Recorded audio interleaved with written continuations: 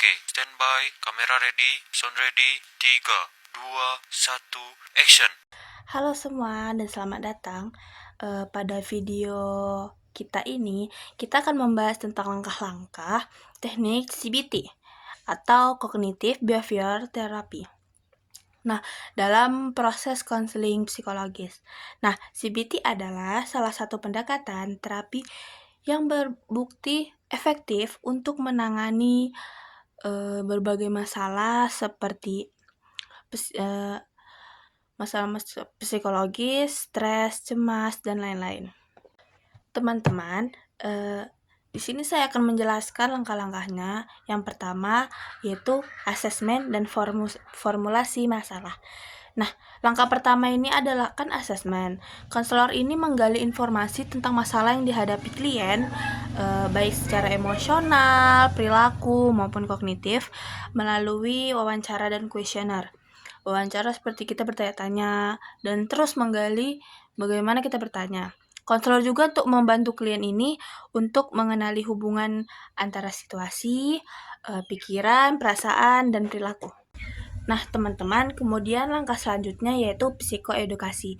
Nah, selanjutnya ini klien ini diberikan edukasi tentang bagaimana sih berpikir untuk mempengaruhi perasaan dan perilaku mereka tersebut. Tujuannya agar klien ini lebih paham mengapa CBT ini digunakan dan bagaimana mereka bisa terlibat aktif dalam proses terapi.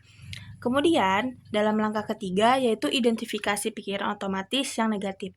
Nah, CBT ini kan menekankan pentingnya pikiran otomatis. Pikiran yang muncul secara spontan saat menghadapi situasi tertentu. Klien ini belajar mencatat dan menggali pikiran-pikiran negatif yang mungkin tidak disadarinya, tetapi sangat mempengaruhi perasaan dan tindakan mereka. Kemudian, langkah selanjutnya yaitu evaluasi pikiran. Setelah pikiran negatif ini dikenali, saatnya melakukan evaluasi atau pengajuan pikiran. Dengan bantuan konselor, klien ini diajak untuk mempertanyakan, apakah pikiran ini benar? Adakah bukti yang mendukung atau menyangkalnya tersebut? Seperti itu pertanyaan yang kita sebagai konselor berikan kepada klien. Kemudian yang kelima ada mengembangkan pikiran alternatif. Nah, kemudian klien ini dibimbing untuk mengganti pikiran negatif dengan pikiran alternatif yang lebih realistis dan adaptatif. Nah, ini membantu klien ini melihat situasi secara objektif dan sehat dan baik juga. Kemudian langkah selanjutnya yaitu intervensi perilaku.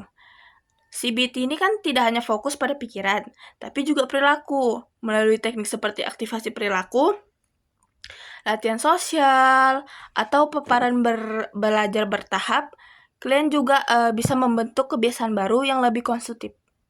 Kemudian langkah selanjutnya, penugasan tugas rumah.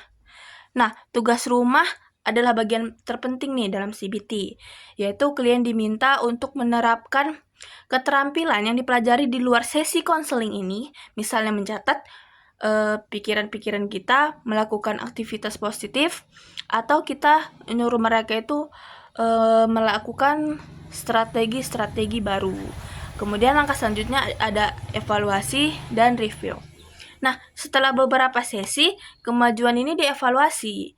Konselor dan klien ini seperti bersama-sama menilai apakah terjadi perubahan dalam cara berpikir, merasakan, dan bertindak. Kemudian, langkah ke selanjutnya, ini ada pencegahan kekambuhan. Kan bisa jadi kambuh.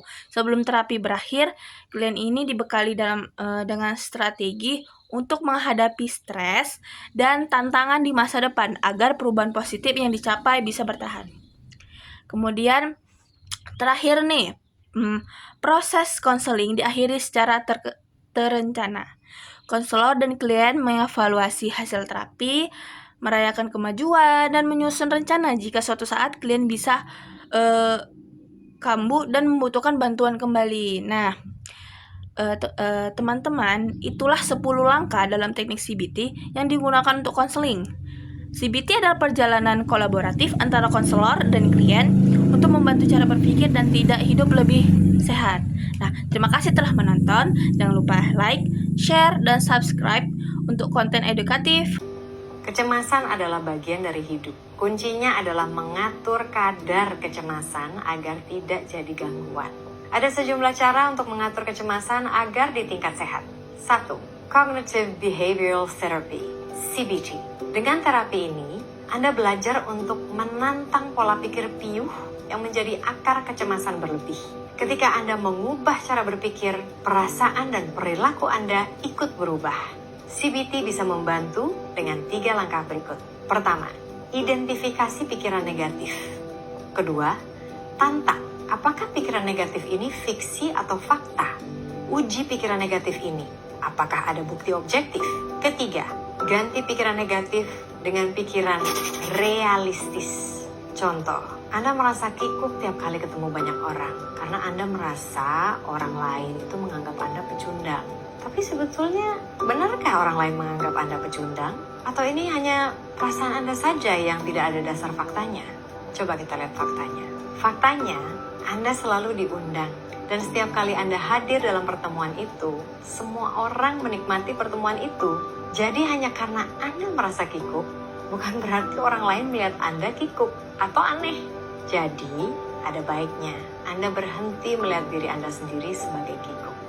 Setiap kali Anda mengalami pikiran negatif berlebihan berujung kecemasan hebat, ulangi dan latih terus 3 langkah CBT ini.